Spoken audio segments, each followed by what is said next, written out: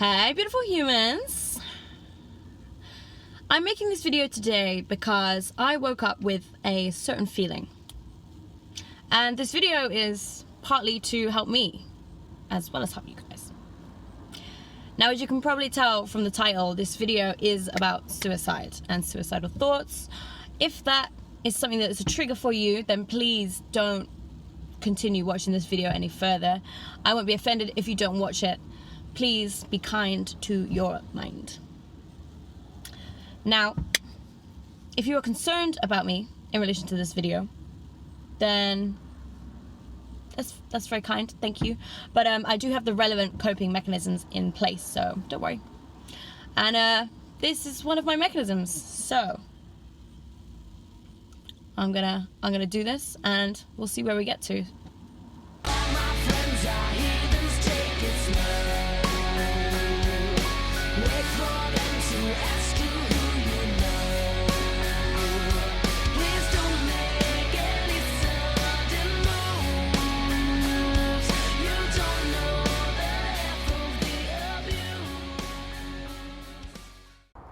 There is such a stigma surrounding suicide that I was afraid today to even tell my housemate that I was driving to a forest to make a video about suicide.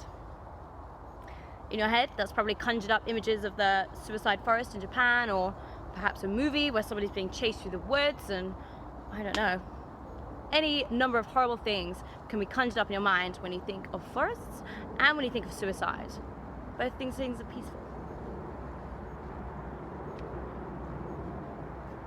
The truth is, you can have suicidal thoughts anywhere, anytime. You could have them on a sunny beach in Spain. You could have them at a theme park in Florida. Mental illness does not discriminate. And anyone can die by suicide. Even if you're not feeling as though you're currently suffering from a mental illness, it's not a stigma. You don't have to look depressed. This always reminds me of the video that Chester Bennington's wife shared of Chester hours before he died by suicide. Who would have known? We all say we wish he would have reached out, but I think part of the reason people don't tell others about their suicidal thoughts is because perhaps it's part of it, they're ashamed of it, they don't feel they deserve help. But I think part of it also is they don't want to worry that person, because when you tell someone you have suicidal thoughts, they instantly get this horror scene image in their head, and who wants to inflict that on someone when you already feel like a burden? When I feel overwhelmed, I feel the urge to escape, the need to run far away, and to be in nature and surrounded by no other humans, alone. But then I feel when I get there, I still haven't escaped the one person that I really, really want to leave behind, myself. Does this make me suicidal? Is that a suicidal thought? They may take forms that you don't even recognize yourself, and they may be far more frequent than you think. If you're having suicidal thoughts, or you know of someone that may be having them, it could be so frequent, and it could be about the strangest, most unusual things. There's not one size fits all. It's important to keep a track of your mind and what it's saying to you. A few things that I try and do when I wake up with this feeling, because for me, it usually occurs in the morning. I try and recognize patterns now.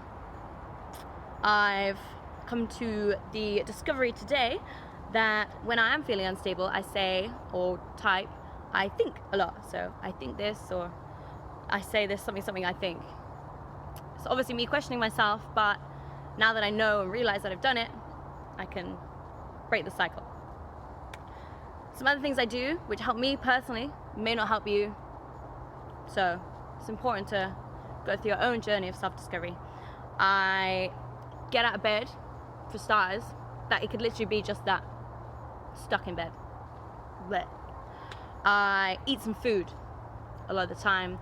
My mood is directly influenced by eating or not. It's one of the first things to go. You may have heard the term hangry, but genuinely, food does influence the way you feel. And finally, I have a wash. That's one of the real big physical signs to me when I'm feeling down. So try and wash it all away. And then, if it gets to the point where I've reassessed my mind thought about it again and I'm still not feeling better, then I can take more drastic measures, such as writing down my feelings in a journal, very, very honestly, maybe even graphically.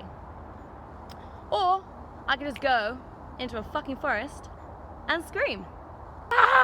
So that's my personal experience with suicidal thoughts and the surrounding actions that I take when I'm feeling those. It's all very variable. It depends. Every time that I experience those is different. Every person that experiences those are different, and it will vary, you know, depending where you are in your life, who you are, who you have around you. Everything I said is a suggestion, a serving suggestion, if you will. It may not work for you, but it may do. So I hope it does. I really do. And even if it doesn't, then please know that you're not alone. You're not the only one. But something that is very set in stone is the way we speak about suicide and the language surrounding suicide. It's tricky because it's very ingrained in our brains to say somebody committed suicide. This language comes from a time where suicide was in fact illegal and it was a crime, and therefore the word commit implies guilt. I think this is incredibly damaging because feeling guilty is one huge part of why people do die by suicide. So I think it's very important for us to begin to change the way we speak. You'll notice that I said die by suicide. I think personally for me this is the one way to express it that is more correct, because suicide is of course a symptom of mental illness, which is very important to recognize.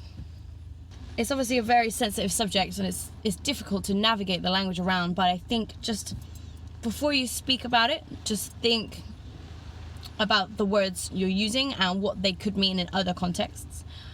It's obviously a very emotive subject. People are gonna get wound up when they're talking about it. They're gonna get upset and they're gonna say things that they don't mean, and that's okay. It's just learning and intention, and we have to do better, because the people that do die by suicide, we didn't help them enough, and that's nobody's fault, but it's just the way the world is, and we need to change that.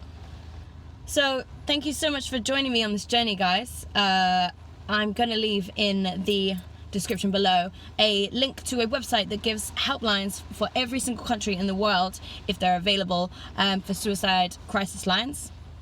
If you are feeling that you are a risk to yourself or a risk to others, or that you are just very, very upset and you have no one else to turn to, phone one of these lines. I can say from personal experience, the person at the other end will be able to help you. And there are so many great things for you to live for, and somebody does care about you. I promise. Talking does make it easier, even though it's the fucking scariest thing to do. This is fucking terrifying for me to do. I've literally just finished filming, and I'm not even sure I'm gonna post it. I keep voicing them back at me like, Becky, you sound like a fucking idiot. What are you preaching about? But I guess I've got to bite the bullet, because I'm not the only person feeling this way. And if I can help even another person, then that's what I want to do. Thank you so much for watching, everybody. You are all beautiful humans. I'm going to put some more links in the description below for some information regarding the language around suicide, and charities that can help you, some information about mental illnesses that can have suicidal thoughts as a symptom. It's very scary, and it's one of the biggest killers. It is the #1 killer of men aged 18 to 30 or something like that. I think it's insane. It may be raining right now, as you can probably hear in my car, but it can't rain all the time. I love you all.